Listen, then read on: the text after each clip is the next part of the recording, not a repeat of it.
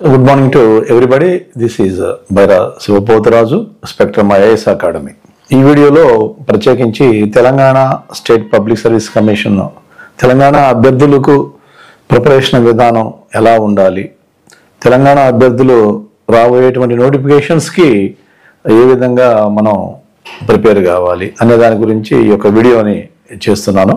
రాబోయే రోజుల్లో మనకి తెలంగాణలో ఈ యొక్క నూతనంగా ఏర్పడినటువంటి యొక్క కాంగ్రెస్ ప్రభుత్వం గ్రూప్ 1, గ్రూప్ 2, గ్రూప్ 3 మళ్ళీ నోటిఫికేషన్స్ ఇవ్వటానికి సన్నాహిత్వం జరుగుతుంది.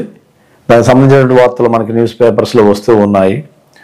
గ్రూప్ 1 అయితే దాదాపు 465 పైన చిలుకు చెప్తున్నారు. అట్లానే గ్రూప్ 2 నోటిఫికేషన్ ఒకటి ఇప్పుడు క్లియర్ అయింది కాబట్టి మళ్ళీ గ్రూప్ 2 అనేది వస్తుంది, మళ్ళీ గ్రూప్ 3 ఇలా వస్తుంది. నేను చెప్పేది ఏంటంటే ఇక్కడ తెలంగాణ అభ్యర్థులకు గ్రూప్ 1, గ్రూప్ 2 ఇంటిగ్రేటెడ్ మెథడ్లో ప్రిపేర్ అయితే చాలా ప్రయోజనం ఉంటుంది. ఇంటిగ్రేటెడ్ అంటే గ్రూప్ 1కి ప్రత్యేకించి, గ్రూప్ 2కి ప్రత్యేకించి విడివిడిగా చదివే సమయాన్ని మనం పొడిగించుకునే దానికంటే కూడా రెండింటిని సిలబస్ల దగ్గర పెట్టుకొని, అంటే group 1 preliminary syllabus, group 2 preliminary syllabus, రెండు సిలబస్ల దగ్గర పెట్టుకొని రెండు యొక్క ఎగ్జామ్స్ని మనం ఎలా ప్రిపేర్ కావాలి అన్నట్లయితే దాదాపుగా చూసినట్లయితే group 1 Telangana state public service commission group 1 syllabus కానీ ఇటు గ్రూప్ 2 సిలబస్ కానీ రెండు దాదాపు దగ్గరగా ఉన్నాయి. ఒక రెండు టాపిక్స్ తప్పనిచ్చి దాదాపుగా అన్నీ కూడా ఏంటంటే సేమ్ సిలబస్ అనేది మనకు కనిపిస్తూ ఉంది. ఈ సేమ్ సిలబస్నే మనం ఒకేసారి మెయిన్స్ ఓరియంటేషన్లో తీసుకెళ్తే చాలా బాగుంటుంది. అంటే ఓన్లీ ప్రిలిమినరీ ఓరియంటేషన్లోనే కాకుండా మెయిన్స్ ఓరియంటేషన్లో కూడా తీసుకెళ్తే మనకి ఇంటిగ్రేటెడ్ అప్రోచ్లో ఎక్కువ నాలెడ్జ్ని తక్కువ సమయంలో ఎక్వైర్ చేసి మనం ఉద్యోగాన్ని సంపాదించడానికి అవకాశం ఉంటుంది. ఈ వీడియోలో బ్రీఫ్గా గ్రూప్ 1 ప్రిలిమినరీలో ఉన్నటువంటి టాపిక్స్ ఏంటి, గ్రూప్ 2లో ఉన్న టాపిక్స్ ఏంటి, ఒకే టాపిక్స్ ఏమున్నాయి, ఇంటిగ్రేటెడ్గా మనం రెండింటిని కోర్సుగా తీసుకొని ఎవరైతే అభ్యర్థులు కష్టపడుతున్నారో, ఎవరైతే గోల్ని ఫిక్స్ చేసుకొని ప్రిపేర్ కాబోతున్నారో రెండింటిని కూడా దగ్గర పెట్టుకొని పరిశీలించినట్లయితే మనకి ఈజీగా అవుతుంది. ఎక్కువ మనకి ఏంటంటే స్కోప్ అనేది దొరుకుతుంది, ఉద్యోగాన్ని సంపాదించడానికి స్కోప్ అనేది దొరుకుతుంది. ఇక్కడ మనకి గ్రూప్ 1 ప్రిలిమినరీ యొక్క సిలబస్ని చూసినట్లయితే నేను current affairs regional, national, international ఇది సేమ్ గ్రూప్ 2లో కూడా Telangana state public service commission group 2లో కూడా సేమ్ ఉంది. First topic. రెండో టాపిక్ చూసినట్లయితే ఇంటర్నేషనల్ రిలేషన్స్ అండ్ ఈవెంట్స్, అంటే అంతర్జాతీయ సంబంధాలు, ఆ యొక్క సమస్యలు, ఇష్యూస్, ఇది సేమ్ గ్రూప్ 2లో కూడా ఉంది.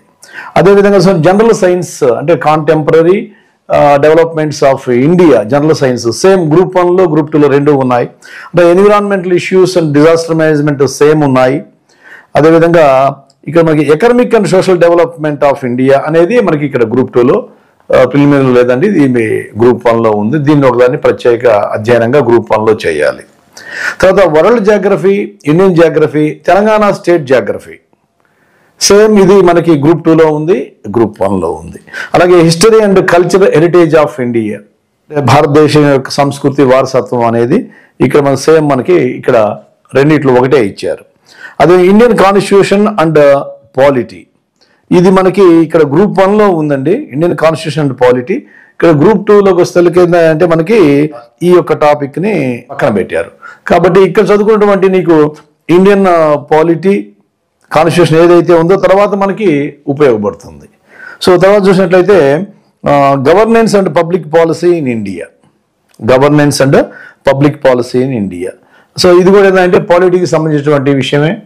ఇది మనకి మెయిన్స్లో ఎక్కువ ఉపయోగపడుతుంది, గ్రూప్ 1 ప్రిలిమినరీలో మళ్ళీ మెయిన్స్లో ఉపయోగపడుతుంది. ఇక్కడ గ్రూప్ 2లో మనకి లేకపోయినప్పటికీ కూడా ఇబ్బంది ఏమీ లేదు, చదువుకొని ఉంటే మంచిది. అదేవిధంగా చూసినట్లయితే పాలసీస్ ఆఫ్ తెలంగాణ స్టేట్ రెండిట్లో సేమ్, గ్రూప్ 2లో సేమ్, గ్రూప్ 1లో సేమ్. అసలు తెలంగాణ స్టేట్ పాలసీస్ చదవకుండా మనం తెలంగాణ ఎగ్జామ్ రాయలేము. కాబట్టి రెండింటికి దాన్ని బాగా వివరంగా మనం చదవాలి.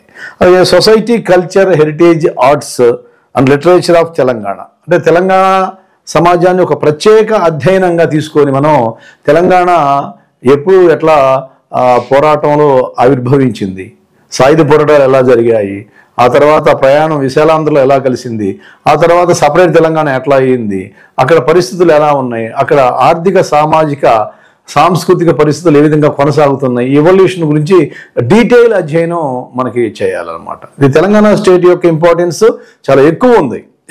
రెండు, ఇటు గ్రూప్ 1లో ఉంది, ఇటు మనకి గ్రూప్ 2లో ఉంది. అదేవిధంగా సోషల్ ఎక్స్క్లూజన్ అని చెప్పేసి అంటున్నాడు.